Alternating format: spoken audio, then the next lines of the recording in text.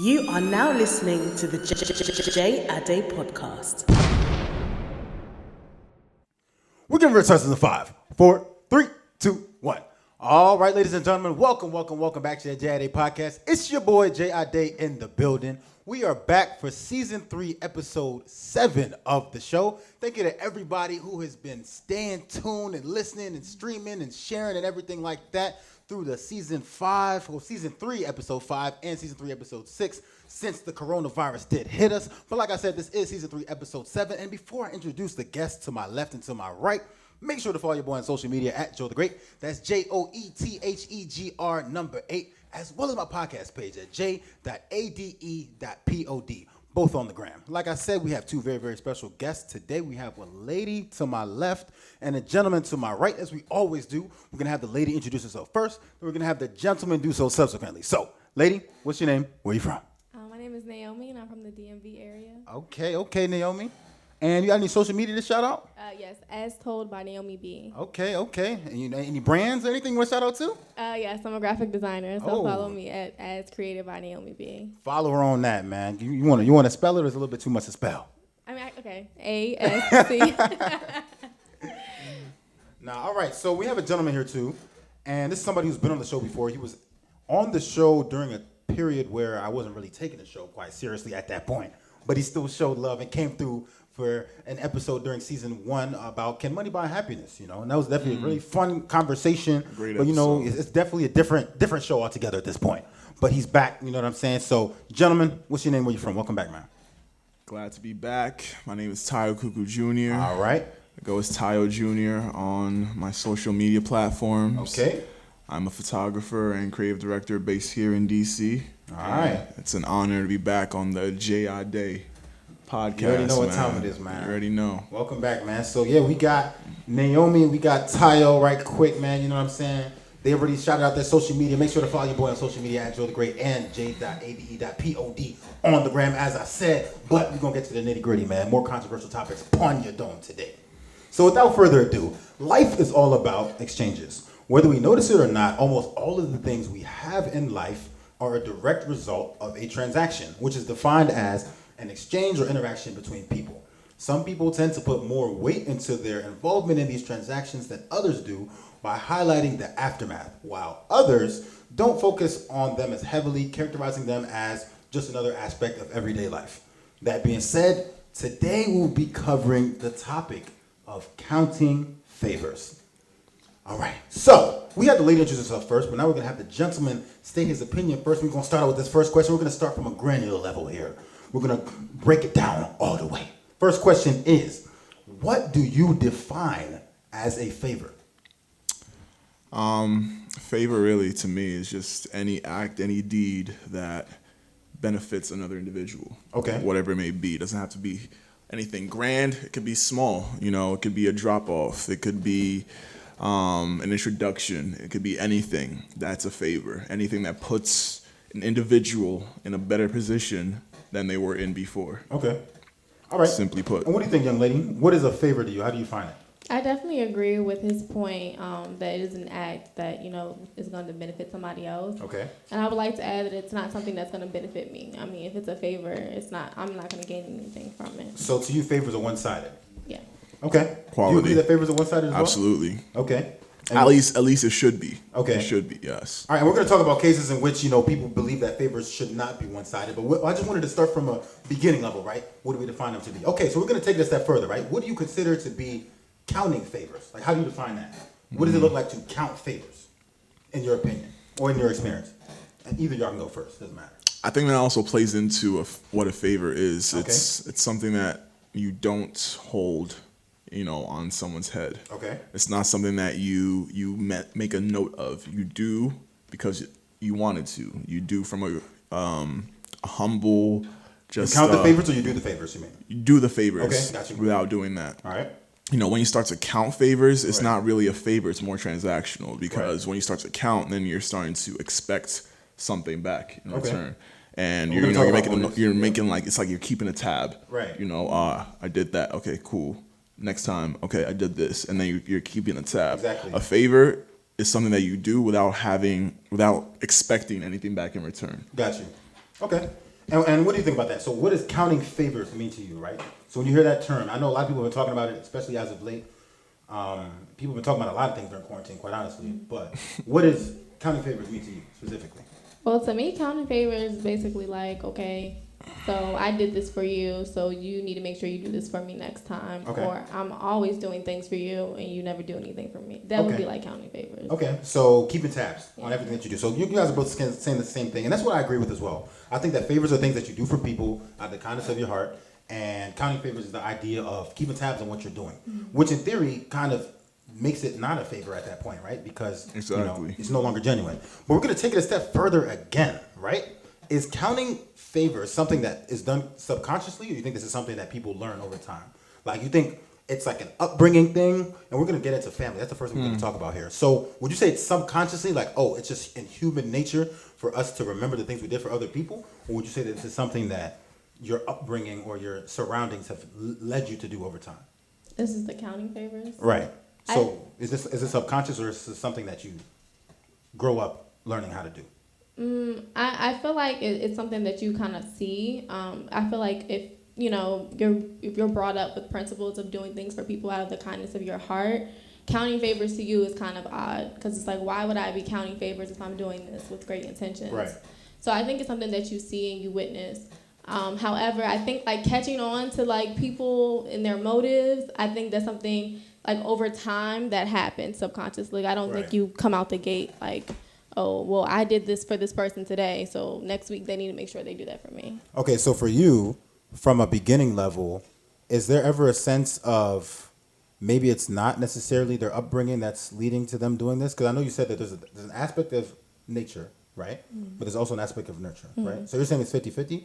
Or would you say it weighs heavily on one side more than the other? I think it depends. I think it depends on the situation, but I think your principles and your upbringing definitely plays a part in it. Okay.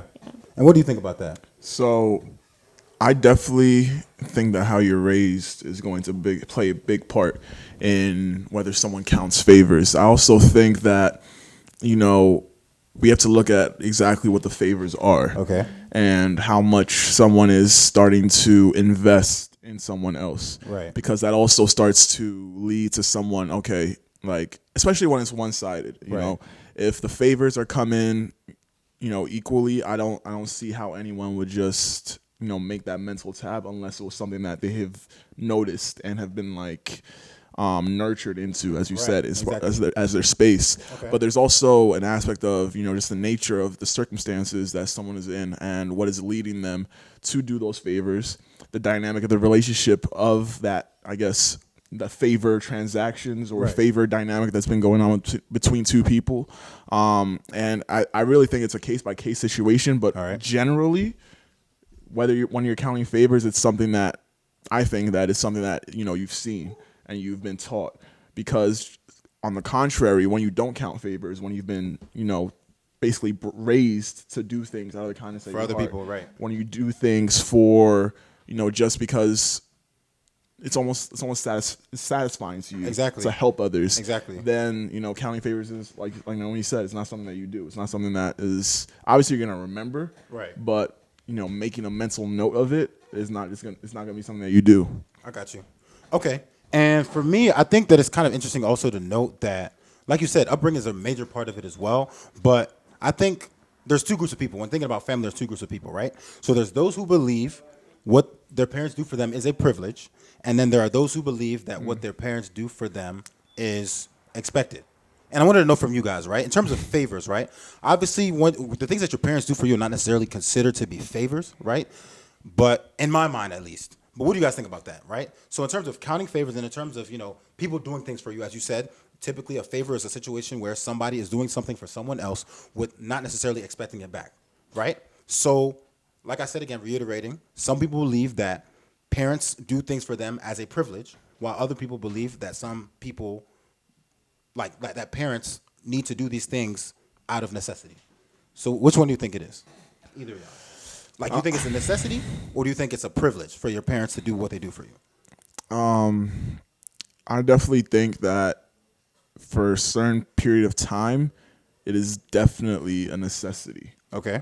When you bring a child into this world, they didn't have a choice to come into this world. Right. So they definitely need you, and they're literally called dependents for a reason, because they are dependent on your support. Exactly. So what you do for your child, what parents do for their kids, is definitely a necessity up to a certain point. Right. Now, free housing at 30, I will not say is a necessity. So that's a favor at that point. That's definitely a privilege that, that individual is reaping the benefit of. Exactly. And like I said, it's going to be, I don't want to assign a time to it, because a parent's love, I feel like, is endless. So even at that 30 years old, they're still going to be, even maybe begrudgingly, but they will still, out of the love of their heart, look out for the kids. Look out for that child. And even then, that varies based on the parents too. Exactly. Sometimes parents won't even. Exactly. Okay. But based on my upbringing, that's all I can speak on. Yeah. Based on how I was raised, how I know I want to raise my children, I will definitely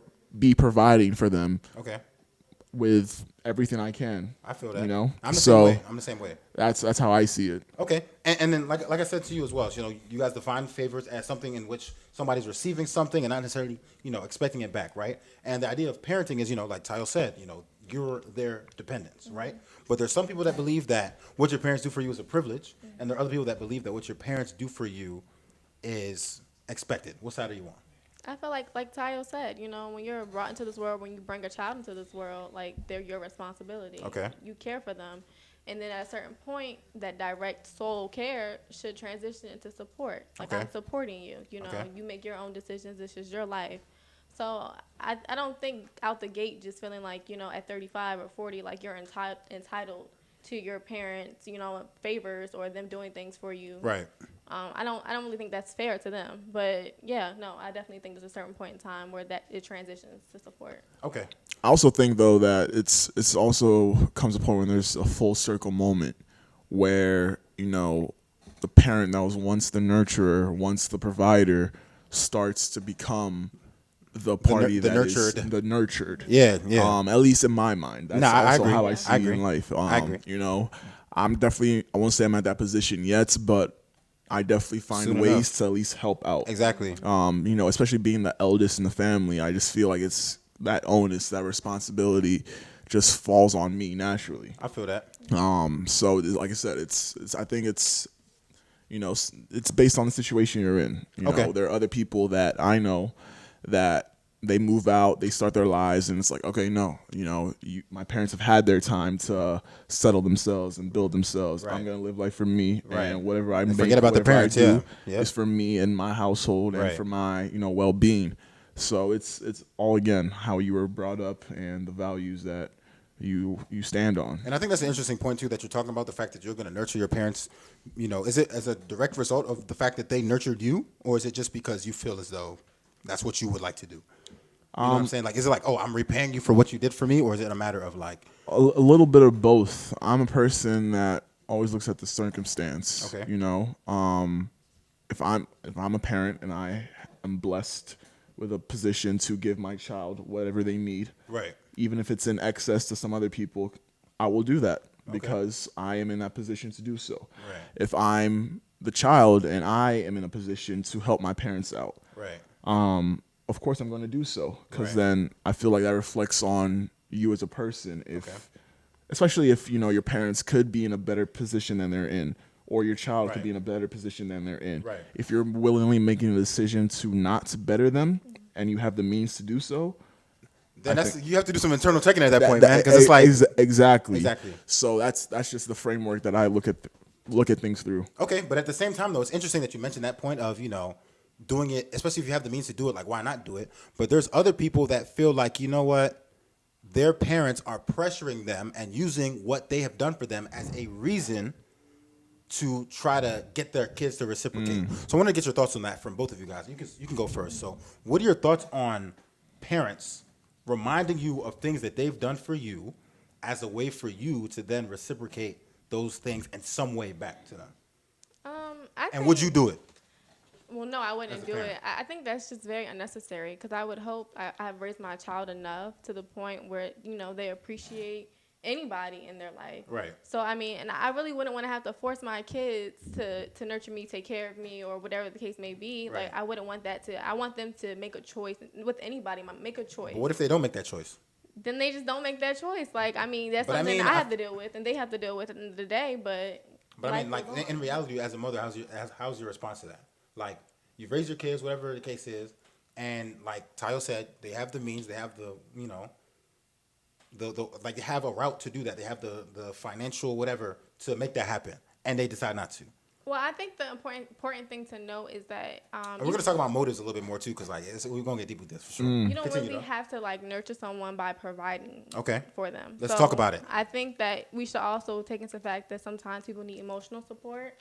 And it just goes past the financial support. Okay. So I mean, I feel like if my kid didn't want to be there for me at all, like if all they had to do was offer me emotional support, then okay, like. Or if all they had to offer was financial support, okay, you should know your child at that point. Exactly. Like, I don't know. Would it break my heart, me being an emotional person, that my child is not there to emotionally support me? Possibly, yeah. Okay. I'm not going to sit here and lie. Okay. But, I mean, it's life. I think at the end of the day, whether or not this is your mom, your dad, your sister, or brother, people are people. Okay. So I think you have to see people for them being the human being that they are, and not just off of like, oh, this is my mom, so you're supposed to do this, or this is my child, you're supposed to do this. Got you. Okay, what are your thoughts on that, right? So a situation where, you are well off, like you said, and you're in the future at this point, and your parents are kind of using the fact that I did this and that for you growing up. Where is it for me now? What is your response to that? And would you do it as a parent? Like, is there a point where you'd say, like, damn, like my kids are really not doing anything to look out for me. I need some reciprocity or reciprocation at this point. As a parent, I would honestly have to hold that L, because For real, what would holding L look like though? That's what I want to know. I would not hold it over my child's head. Okay. All the things I did. So if they put you in a home, God forbid, I reject. No. I want to hear both of y'all thoughts on that actually too. So after all you've done for your children, they decide, you know what, we putting their ass in a home. I mean, this is all just, So, this is just, what's the word I'm looking for? Hypothetically. Yeah. Hypothetically speaking. I mean, I don't plan on ever being in that position. But if I was, that would probably mean I had no other option. You know? So, like I said, I would have to hold that L. There's nothing else I can do. If the decision is made and I have to go to that home, then the decision is made. Okay. Like this goes back to the first questions you asked. All the things that I did for my children, I did out of love, right? And because I needed to, it was my responsibility. That's my job, exactly. So I could never, and this is just me, right? Come back and be like, all these things that I did for you, that I had to do for you, that I wanted to do for you out of love, how are you not going to pay me back? That means that I didn't do it, and from that out of love, exactly, true point of love, and that true point of just the position I was in and who I was in that child's life. Exactly. So that's why I could never come back and start holding or counting those favors in their head. Okay. On the contrary, on the other side, if I was, the child and I was getting pressured from my parents to do whatever it may be, right, I would have to take a look and see what I've done.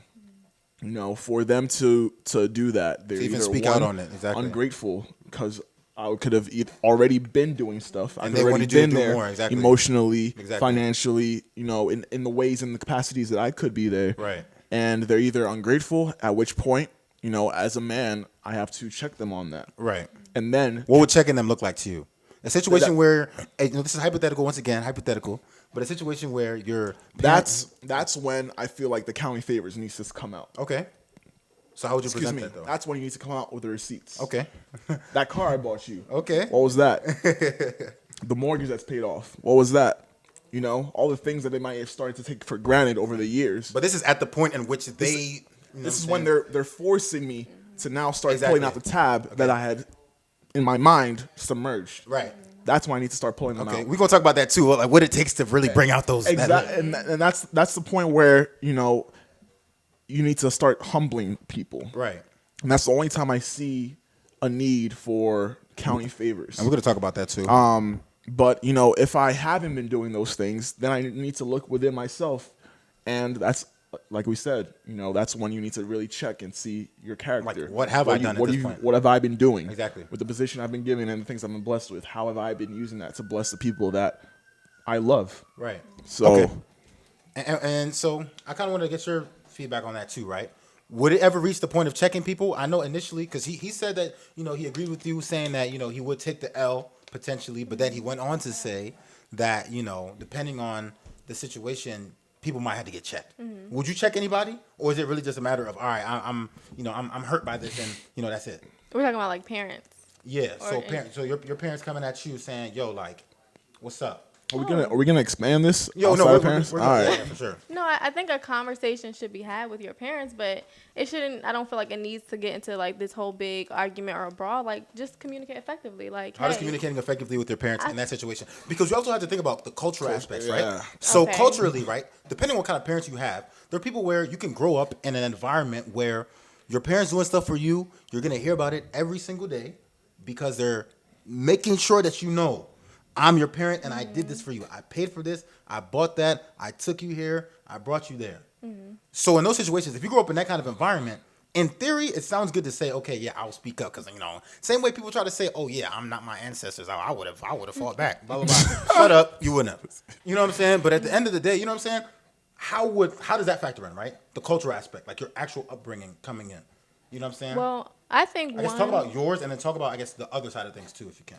like for me, I think I could have a conversation with my parents, We and gonna it get would you be after this. it would be okay. Like it wouldn't be a huge issue. Like I think initially, it may be like they may be taken aback Right. a little bit. Right. But I think also you kind of have to figure out like why are they responding this way? Right. Like sometimes it could just be like a you thing, or it could be something from their childhood that they've suppressed. Like you really Right. just don't know. So I think even just taking that route, like hey, I've noticed I've been doing X, Y, and Z, but for you feel like I'm not. Like let's talk about it. Like what's really going on here, and why do you feel this way? But I feel like at the same time, a lot of people's parents don't open up to their kids in that way to even have that kind of conversation. So you're talking about like a memory that's suppressed from their childhood.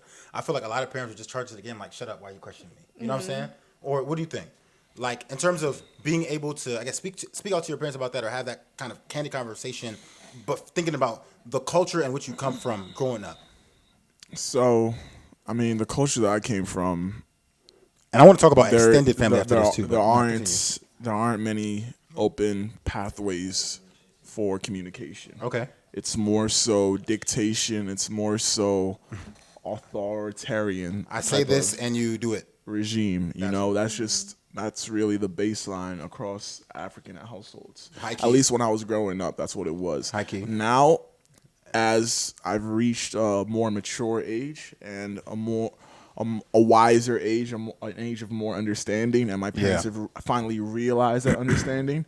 Now there's more discourse. Right. Now there's more Room for you to kind of give your opinions. disagreements Yeah. and give the reason why Exactly. I disagree, Exactly. and give the reason why I'm not going to do what you said just because you said it. There's Gotcha. more room for that. Okay. So in the situation where they check me or not check me, they approach me about something, there would be that room for conversation. Okay. And I wasn't gonna say that. When I said check them earlier, it wasn't necessarily be an argument. Right. It would just mean that I'm Calling it out. I'm just going to start speaking up for myself. Right. And stand up for myself and lay out the receipts that may over the years may have been forgotten. Because that's another thing about favors is that when people start to get too comfortable, they start to become or start to feel entitled. Yeah. And there's we're going to talk about that too. The there's a entitlement that comes with it. huge sense of entitlement Right. that leads to counting favors. Right. You know? And I feel like even when there isn't that entitlement on the person that's receiving, there's sometimes that entitlement on the person that's giving, that because I've done all this stuff, I should now receive. I should Yeah, start receiving yeah. some some reimbursement in Right. my favors. Okay. So I guess that feeling of entitlement is really what sets people apart for counting favors or not counting favors. Okay. And I want to talk about that too, the feeling of entitlement, because that's something I wanted to bring up. At what point does the person doing the favor take responsibility on themselves, right? Because you can't do 10 things for somebody, right? You notice that nothing's being reciprocated, and you want to get angry that they keep their hands out like this. You know what I'm saying? At what point does the person doing the act take responsibility for the entitlement that they now see before them? You know what I'm saying? Maybe you can speak on that first. I feel like initially I really And we're just going to transition into friends after this because I want to talk about that too. I don't want to be friends or be around anybody that I feel like I have to count favors for. Because Okay. what's the point of our relationship? Right. Like, if I can't just be a friend to you, if I can't just be a girlfriend, whatever the case may be, what's the point of us even talking at this point? Right. Because, you know, it just doesn't make sense to me. Like, I want to be able to do things out of the kindness of my heart for you without me feeling like, oh, well, maybe I shouldn't have done that because this person doesn't do X, Y, and Z. Like, But at the same time, there's people that argue that, you know, they have certain people in their life, like their lives for certain reasons, right? So I know a lot of people that like this, where like they have friends for certain things. They have friends that, you know, that they Okay. party with. They have friends that they work out with. They have friends that they, you know, listen to music with or vibe with and stuff like that. So in situations like that, you know, let's say that partying friend is asking for a little bit more than your friend that you go to the gym with. At that point, like, how do you balance that, right? It's like, okay, we're friends for different things, so I don't know all of you. I just know you in this light, right? So at one point does that become heavy on you, right? So we talked about this in the last episode, and pocket watching specifically, the idea of that one broke friend, the friend who never got no money. I wanted to know from you guys, right? At what point do you draw the line with that, right? At what point, like, how many dollars does it take to say, yo, like, nigga, where's your bread at? You feel me? Like, at what point do you ask that question? I need to know from you guys too, because I think it's important to talk about it. What do you think? So I'm glad you brought that up. Let's talk you know, about it. with like money. Let's talk about it. Monetarily, you know, we go out or we go to the store, grocery Right, store, you right. know, just to stop on the way out, whatever it may be.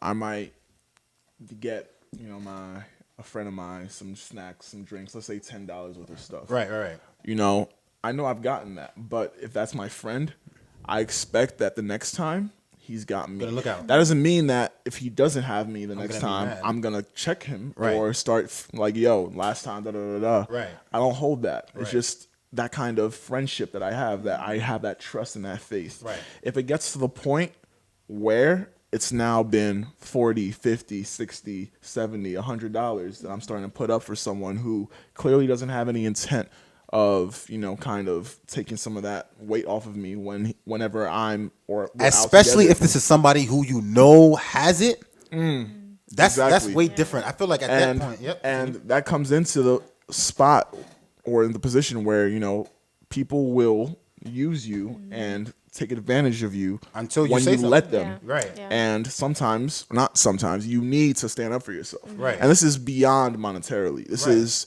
just life stuff. I'm someone that if I'm in a position to help, I will always help. Right. And even to a fault, even when I have stuff going on, even when I have deliverables and deadlines that I need to meet, Right. if someone needs my help, I'm going to help them. Right. But there have been times, especially recently, where it's like I need to start putting myself first. Right. I need to start learning how to say no. Right. It's that balance, you know. Okay. That doesn't mean just be selfish or just be completely inconsiderate and not putting others or giving others the time. Right. But also, you have to realize and just know that, you know, people are going to continue to use you and use you and use you and use you until you Until tell you say them something about it. no.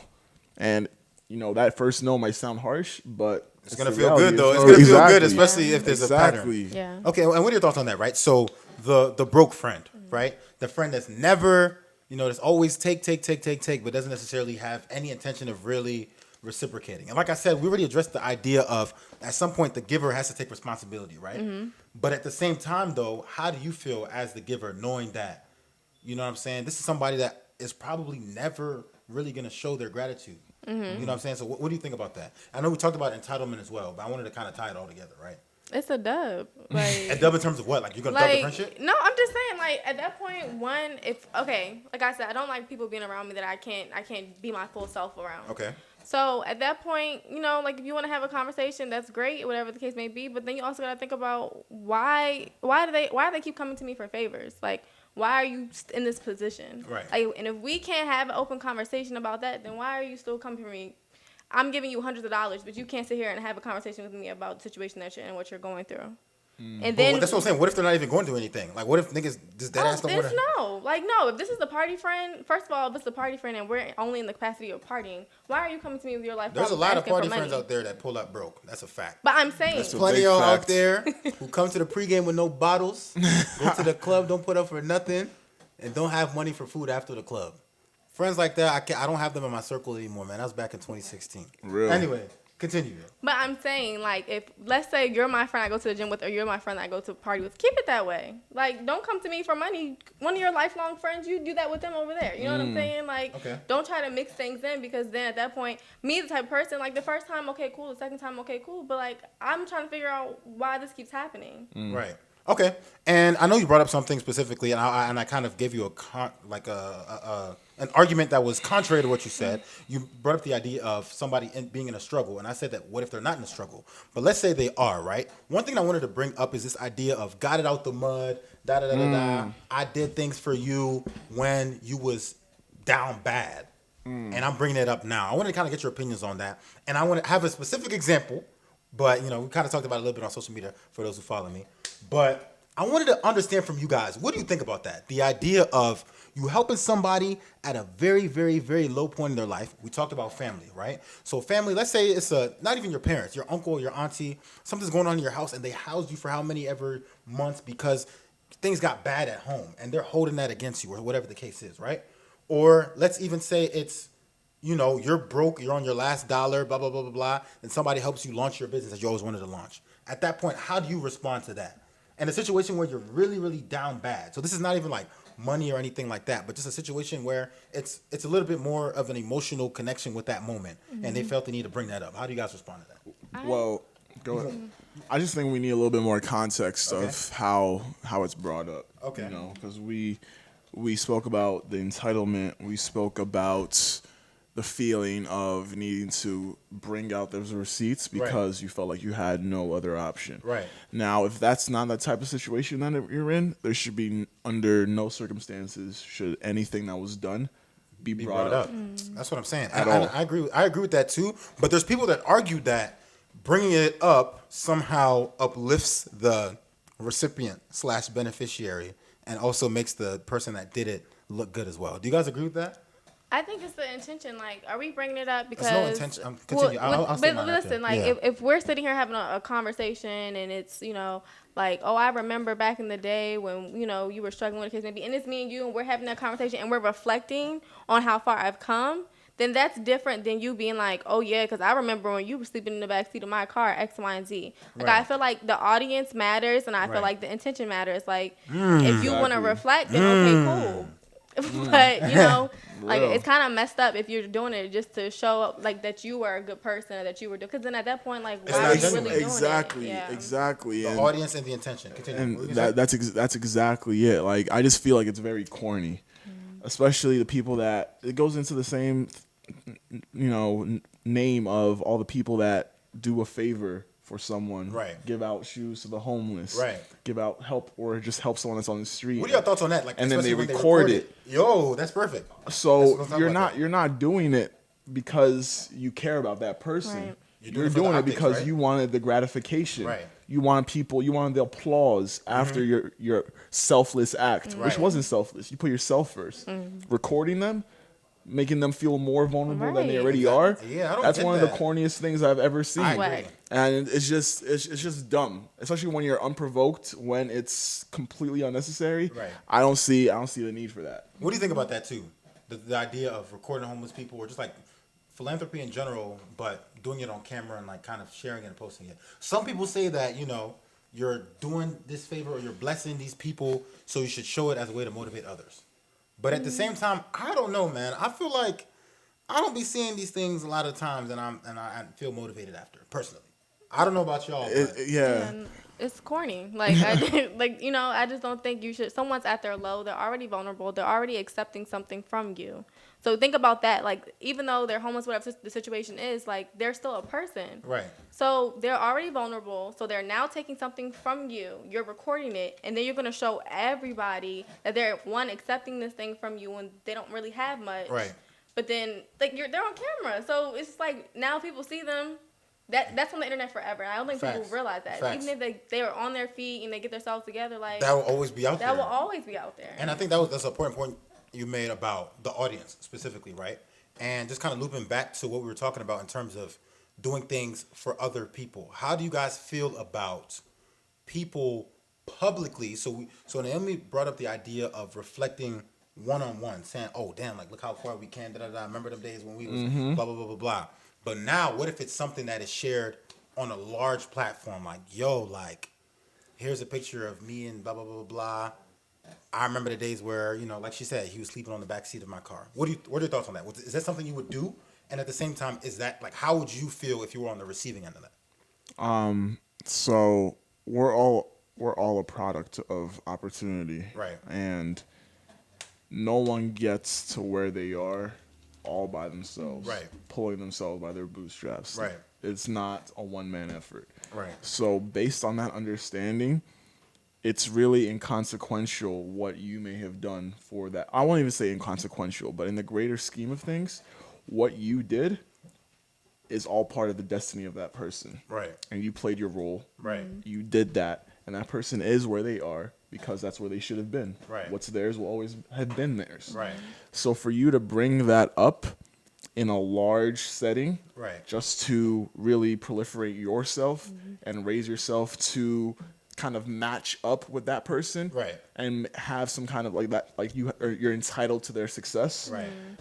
It goes back into that selfish mindset. Right. Like, what It wasn't- motivated you to do that? Like, what do you gain? Exactly. Yeah, that's my there's in my head there's really no place for it. Yeah. No place for it. Reflecting one-on-one, being grateful for each other, that's one thing. Right. But then bringing an outside audience, like you said, the social media aspect of it, Right. bringing everyone in to make you feel better for Exactly. your deed, Exactly. it's not a favor at that point. Right.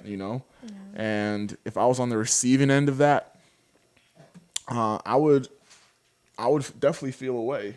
Yeah. I would definitely feel like now I'm indebted to that person. Whatever. I swear. Whatever. Oh my gosh. Whatever. And it's funny because we literally I still showed you that verse the week. I actually have it written down. I can read it if you want, but you can continue.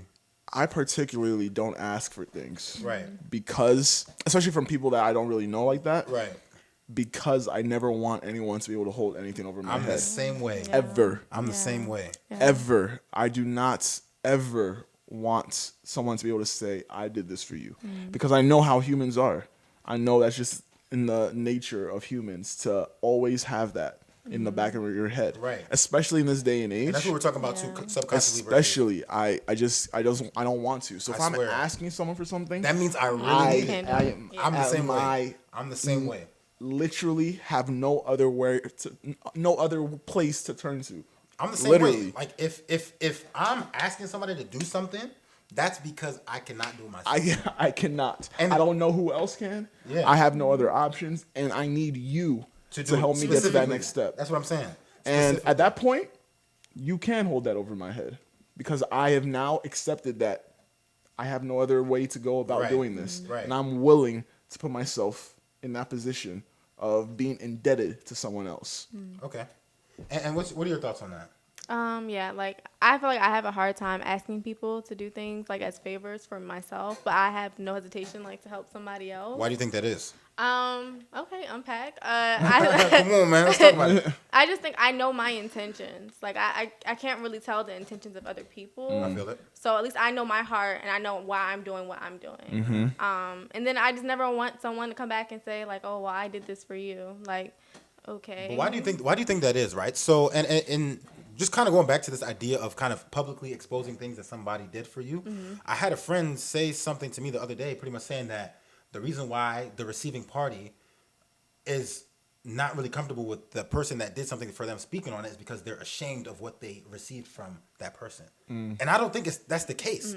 I think that I should be able to say, I don't want you broadcasting everything you've done for me.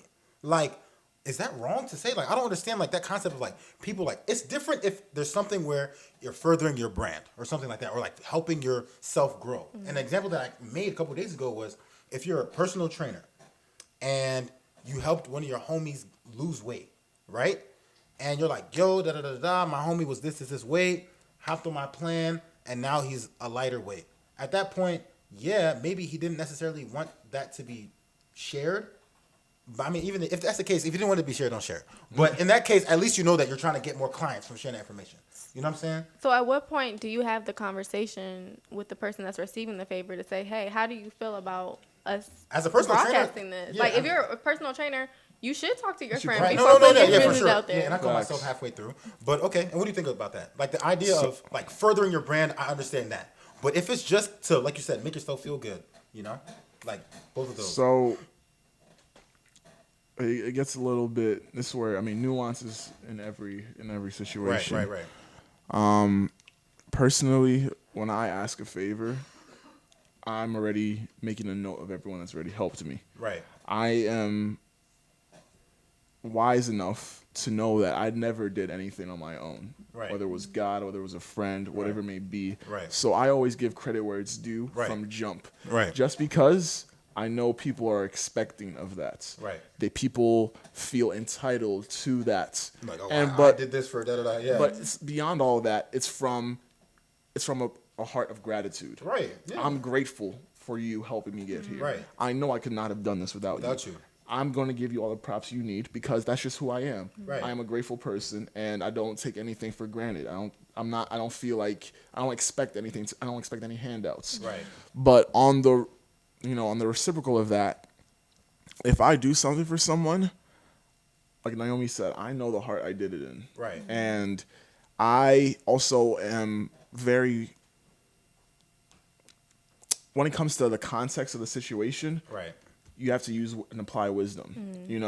If it's, I'm in an interview like this and I'm talking about a friend who made it somewhere. Right. I'm going to stick to whatever is asked of me. Right. He did this by his own will, his own hard work, determination, persistence, and he got there. Right. Dope. Whatever we did on the back end, we know, and that person also knows. And it does not need to be understood. brought up. What's understood does not need to be explained. I agree. And that's how I approach that. Right. If it's now a point where someone is ungrateful, Right.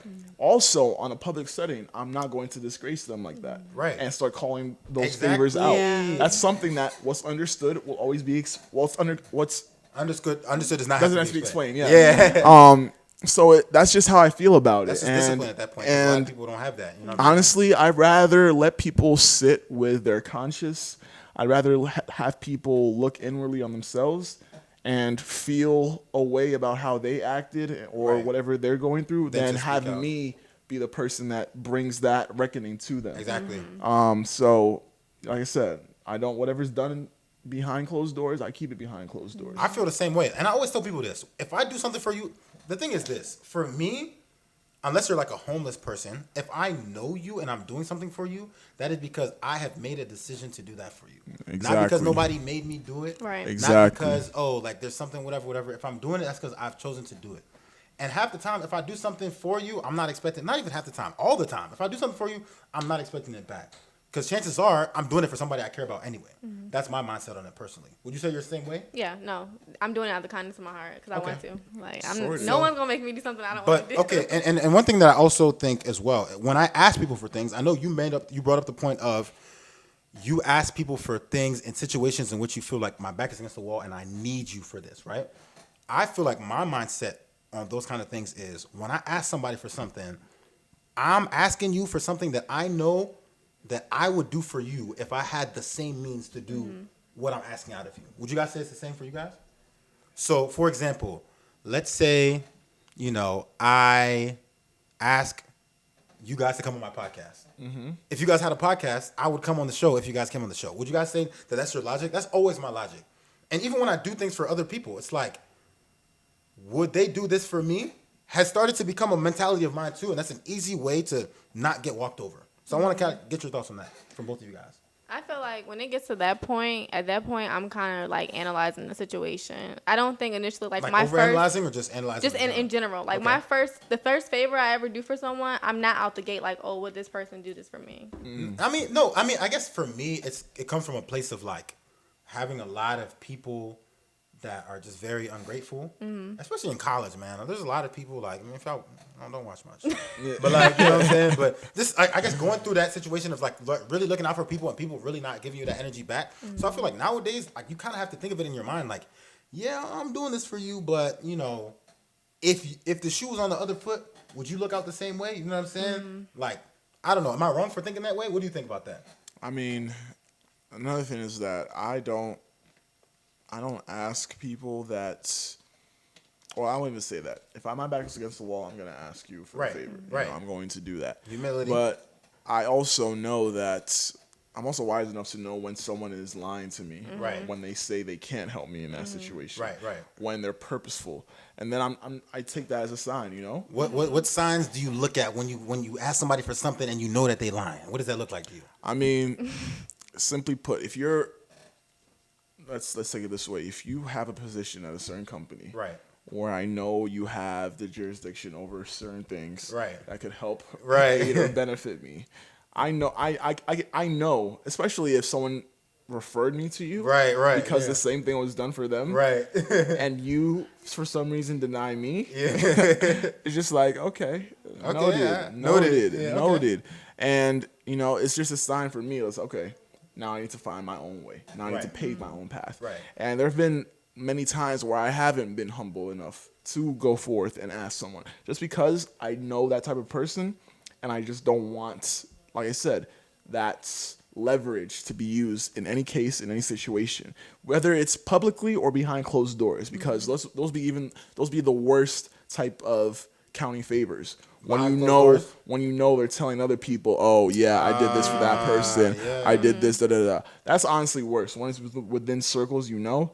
I personally take, I won't say offense, but it's just something I do not want in my journey at all. That's what I would rather not ask. Honestly, exactly. I'd rather struggle on my own, bro. And it's kind of built that persistence in me to not ask for things, to go the hard way, even if it takes longer than it needs to. At least I'd rather do that and have the pride that, one, I did it by myself, and two, I don't have to worry about anyone having anything to hold against me or my head. Right. What were you gonna say?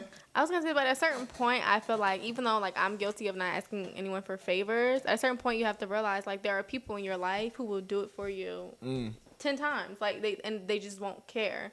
So I think it's also important like to appreciate those people and to not just, oh, I'm gonna do it on my own, I'm gonna do it by myself, and you know you run yourself in because you want to do everything by yourself. So I think it's just kind of like to really analyze the people in your life and see like if I can use some help, then I'll use help, but you know, just don't be so quick to like block people off. Spiritual discernment. Okay, and speaking of spiritual discernment, Tayo did bring up that he read a verse, and I wanted to share that with you guys today, ladies and gentlemen. We're going to open up the book of Genesis, chapter 14, verse 22. But Abram said to the king of Sodom, with raised hand, I have sworn an oath to the Lord, God most high, creator of heaven and earth, that I will accept nothing belonging to you, not even a thread of the strap of his sandal, so that you will never be able to say, I made Abram rich. And I said, I felt that. It's biblical. If I was able to make it with God, my family, and myself, and my loved ones, I would do it. If I don't have to ask nobody else, I won't do it. You know what I'm saying? Just to be able to say, I didn't ask. Nobody. Facts. Would you say, I mean, I want to hear from both of y'all, but why do you think that is? You kind of stated that you're kind of on that side as well, but I wanted to know, because I feel like a lot of millennials, you know, that's kind of the trend now, especially with black people.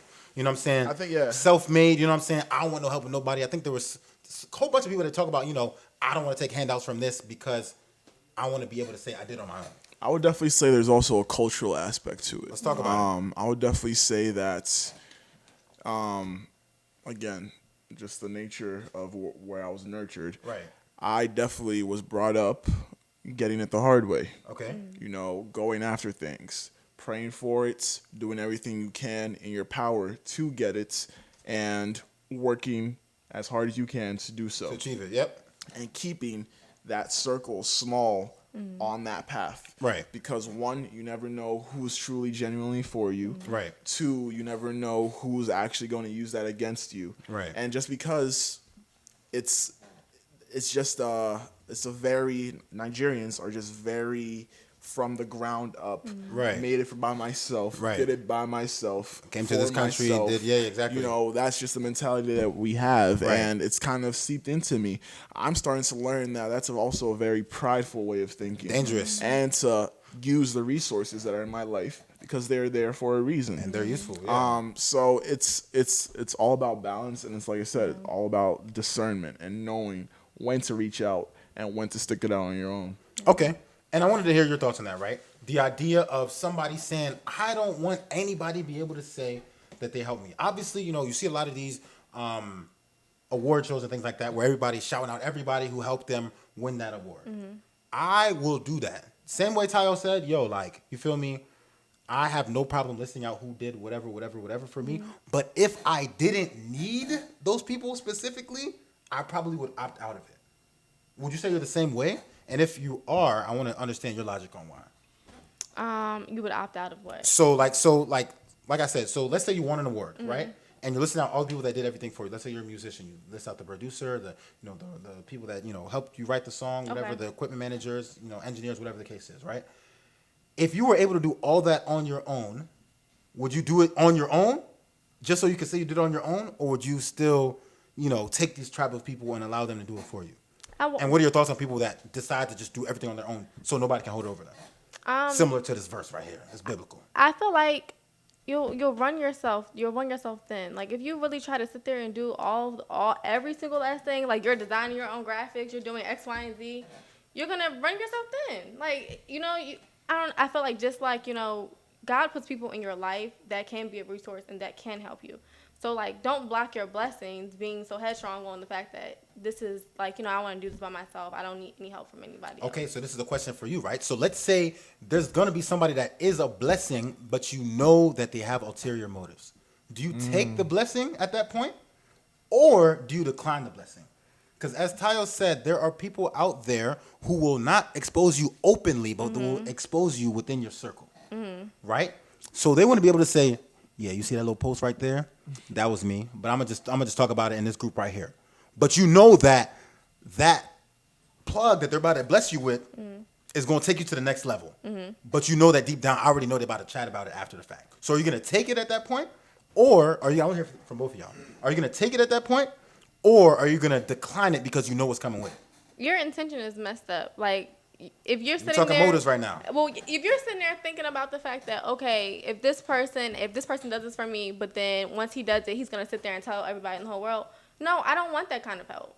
Like there's just like I don't want someone that's gonna hold it over my head. Granted, what you did for me back in 2015 was 2015. I'm a completely different person now. Period. So that's not gonna really bother me if you want to go around and tell everybody what you did for me in 2015. Right.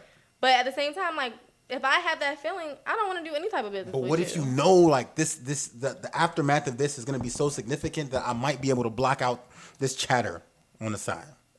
Still not worth it to you? No, why would I want to intertwine myself with someone like that? Like I just don't understand like why I would want to put myself in that type of situation. So for you, it's a morals thing. Yeah, like no, I'm good. I'll figure out how to do it and go about my business. With other people, I'm sure that can help me, whatever the case may be. Or if I can't do it by myself, then I'll reach out to those people. But no, like I don't want to be in a situation where I'm working with somebody or someone is helping me that doesn't have my best interest at heart. That like it's short lived. It's not gonna go very far. That one little opportunity, and he's gonna go about his business. I wouldn't want to. I don't know, man. I feel like I might have to think twice about it. Yeah. You know what I'm saying? If it's a stepping stone where I know, you know what I'm saying? Like, yo, this person, they're gonna talk about it a little bit, but it's gonna take me to where I want to be. You know what I mean? I'm not gonna do nothing crazy. This is just them talking to somebody that they know, or a situation where they're putting me, getting my foot in this door, and I know they're gonna talk about it. Whatever. At the end of the day, it depends on the situation, depends on the person, depends on the magnitude. But I want to hear from you though too. What do you think? About exactly. That? It depends exactly what I have discerned I'm gonna be losing. Right. I always, with everything I do now, I'm always trying to think. 5 years time. Will this matter to me? Right. 5 years time, will I reflect back on this and wish I did something differently? Right. If whatever opportunity will come from me working with someone who will hold it over my head is greater than all of that, I would definitely have to make that wise decision and then I feel that, deal bro. with whatever fallback or fallout comes from that individual. I feel that. Because I just feel that we are now in times where everything is it's very transactional. Right. And, people are doing things for less and less genuine reasons. Right. And have so many ulterior motives. And it's really a dog-eat-dog world, even more so like now these days. It's survival, right? It's survival. And honestly, it's you have to take the chances that you're given. No matter how they come, but like I said, using that discernment to know and realize and reflect, what's the trade-off for me? And just really analyzing that transaction, what you're getting and what you may have to give, And if it all balances out for you, then you have to do what's best for you at the end of the day. Yeah, I feel the same way. Honestly, if there's a situation where a person is gonna look out for me and the reward is gonna be bigger than the chatting, I'm probably gonna take it. I'm not gonna lie. It's like, all right, whatever. Like, it's gonna be some noise, but I mean, but I feel like if it's a genuine relationship, that will probably But that's get what I me mean. further and last me longer than this one. Like, but Real. but what I'm bringing up is a situation where it's not necessarily, you know what I mean? Like, it's somebody where like they have a reputation for being that kind of person that is always talking about, oh yeah, that's me. But it's like, you know what I'm saying? I mean, and I've just started to align myself with people that, that lift as you climb mentality. Right. I know that when I'm in a position to put someone on, I'm going to do it. And when they're in that position, they're going to help me. Right. Where I am building that network where anything I could possibly need or want can be found within that group. Right. And if I have to step out, then I know that is a necessity. And like we said, my back is against the wall, and eventually I'll have to find a way to, counteract with that. Okay. But that's just how I operate right now. I feel that. All right. And final question for both of you. I just wanted one more question for the both of you, right? And as we always talk about, man, we have one lady, one gentleman, so we got to talk about relationships real quick. And that question it's a statement. I just want to know if you guys agree or disagree, and we land in this plan right here. So, relationships. I personally do not think that counting favors at any point in a relationship is productive. Do you guys agree or disagree? Agree. Why? Why is that? We're going to speak on it. We're going to have this young lady, If you're counting favors in a relationship, you're counting favors against yourself. I see a relationship as a unit. Right. Whatever I'm doing for you is going to benefit me. So what do I look like counting a favor against your development when that contributes and leads to my development and betterment? Exactly. It's silly. And at that point, it's not a